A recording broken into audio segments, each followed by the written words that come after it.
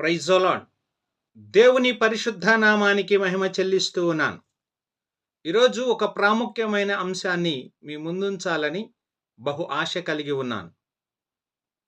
చాలామంది భారతదేశంలో ఉన్నటువంటి ప్రజలు యేసు ప్రభువుని ఎందుకు విశ్వసించాలి, యేసు ప్రభువుని ఎందుకు దేవుడిగా అంగీకరించాలి అని ప్రశ్నిస్తూ ఉండగా, భారతదేశంలో అనేక మంది దేవుళ్ళున్నారు, కోటానుకోట్ల దేవతలున్నారు కాబట్టి యేసు ప్రభువునే ఎందుకు విశ్వసించాలి అని ప్రశ్నిస్తూ ఉన్నారు. అయితే యేసు ప్రభువుని ఎందుకు విశ్వసించాలి అనే ఓ అత్యున్నతమైన విషయాన్ని మీకు తెలియపరుస్తూ ఉన్నాను. ప్రపంచంలో పుట్టిన ప్రతి మానవుడు కూడా మరణించిన తదుపరి మానవుని యొక్క జీవితము ఏమి కాబోతుంది, ఎలా ముగుస్తుంది అని అనేక రకములైనటువంటి ప్రశ్నలు ఉన్నాయి.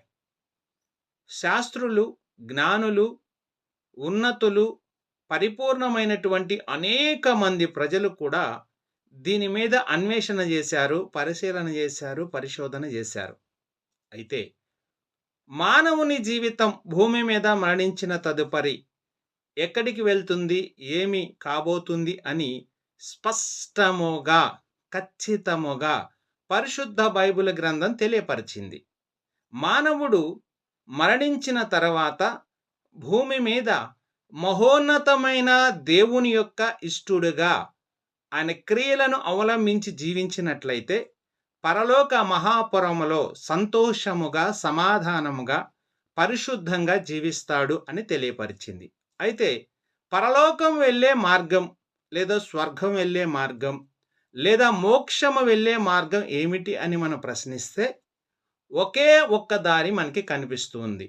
ప్రభువైనటువంటి క్రీస్తు ద్వారా మాత్రమే మనము మోక్షములోనికి వెళ్ళగలం.